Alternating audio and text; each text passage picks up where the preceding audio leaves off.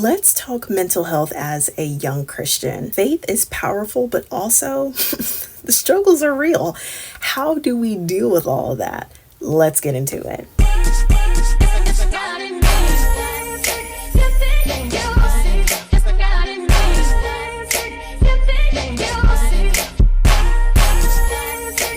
Hey friends, welcome back to my channel. Thank you so much for joining in on this conversation. The month of May is Mental Health Awareness Month, and every year during this time I like to just acknowledge and reflect and also share my thoughts and experiences, especially on this journey as a young Christian. When talking about mental health as a young Christian, it means holding two truths at once. That yes, faith is powerful, but also the struggles are real. I have seen where a lot of young believers feel like they have to have it all together spiritually, like this belief that if your faith is strong enough, then anxiety, depression, doubt shouldn't exist in your life. But honestly, when we dive into scripture and actually read, like that's not honestly the case. That's not what we see, because people, for example, like David, Elijah, Job, they experienced deep emotional distress, fear, loneliness, exhaustion, and their struggles, it wasn't a sign of weak faith,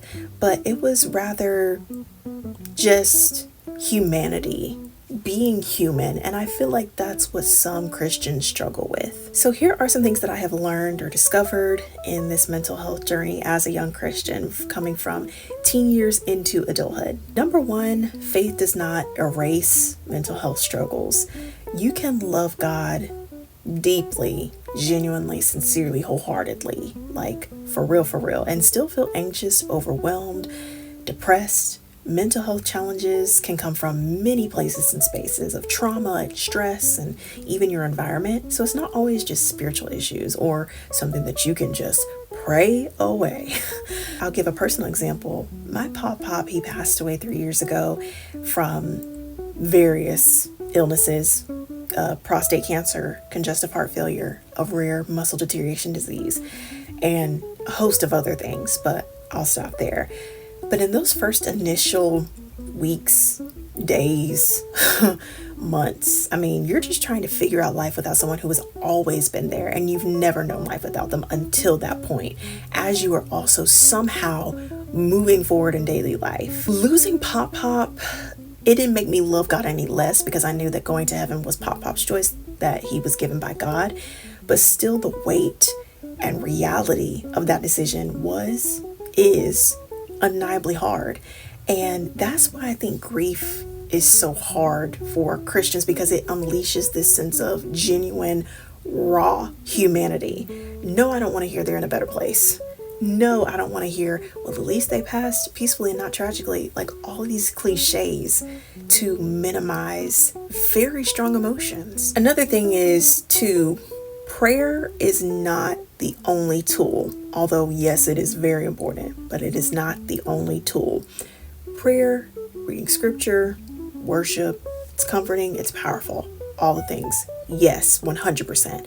But God also works through practical help, such as therapy, counseling, talking to trusted friends or mentors, rest, boundaries, self-care. When you honestly, really, truly think about it, I mean, seeking help, it's not a lack of faith, but rather wisdom. It doesn't mean that you're weak, but rather you are strong, very strong enough to just simply reach out and be honest about what you're experiencing, what you're dealing with and going through, because God did not create us to live in isolation or to do life alone, but in community. And we see proof of this when scriptures say that there is safety in the multitude of wise counsel, and that two is better than one.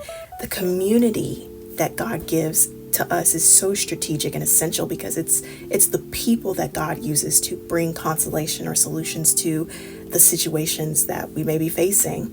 I am so grateful for my main squad that I do life with on a daily basis, that walk with me through all of life's adventures and endeavors. And if you have the right community around you, they will understand that sometimes you just need a different perspective and not always just prayer.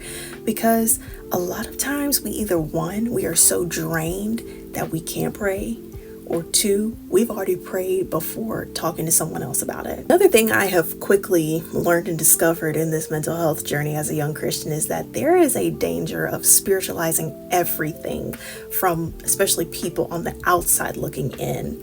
When dealing with mental health as a Christian, period, sometimes in Christian spaces, we hear things like, oh, you need to pray more. You're not trusting God enough. And honestly, that can just make someone feel worse, adding guilt on top of pain. Mental illness is not a punishment or a sign that God is disappointed in you. People treat Jesus and the Bible as the only solution. It is the main one, but not the only one. People say they believe in Jesus and believe in his word. People in the Bible, they did not rely on just one specific kind of help, not only just spiritual. Let's bring out Elijah again from the Bible. He was not told to pray harder when he experienced burnout, but instead he was given food, rest, and space before anything else. After we've prayed for God to show us how we're going to get out of this stuck space, sometimes it's just a matter of waiting for God to bring us the people that we need, or to simply just show us the actions we need to take in due time. When everything is so spiritualized and religious, mental health conditions and struggles and situations can be ignored and make people feel guilty for not fixing themselves. And this brings up a whole nother conversation about why we have to be strategic and wise about who we share our struggles with, because the moment we think they understand is the exact same moment that they can show you that they are not capable of handling your struggle with care. This is why when it comes to certain people, I would never bring up anything about mental health to them, mine, or just the topic in general. As a church kid, as a pastor's kid, I'm always hearing about who Jesus is: comforter, friend, father, and more, which is all true, and I believe that 100%, but it's sometimes the wrong time. And when it's the wrong time, it hits different.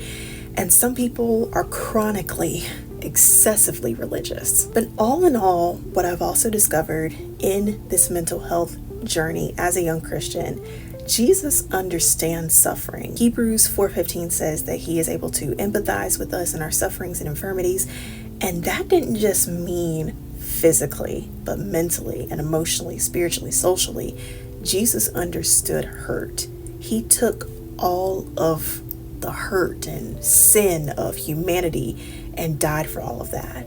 And in return, we have been given a glorious life in eternity. I've talked about this a lot in the recent year and a half. I got hurt by someone that was a friend of mine. Once I read Hebrews 4:15, after experiencing that situation that had ended that friendship, I realized that Jesus, he doesn't just seek to be above me as my father, but he wants to be with me as a friend. When you are friends with somebody, it is likely that neither of you are going to expect perfection or a complete understanding, especially in times of struggle. But just that you have each other is what's going to bring you through. So Jesus, he isn't asking for us to be perfect or understand completely, but just to recognize who he is. And through this, you will realize that he understands more than you can think or imagine. I know I gave a few different thoughts and perspectives on mental health as a young Christian and things that I've learned and discovered along the way, but this is honestly, truly what I was led to share, because people try to separate mental health from Christianity, when in reality, people in the Bible days, they had all kind of mental and emotional afflictions, which is now what we call mental illness. The whole idea never really went anywhere, but it just has a name now for universal understanding. I hope that some of the things I said either encourage you to be more vocal about your mental health journey as a Christian, and to know that Jesus himself is the greatest help in times like these, but also he gave us help in other ways. And to also know that being human does not make you weak. I love you guys so much, and I will see you next week.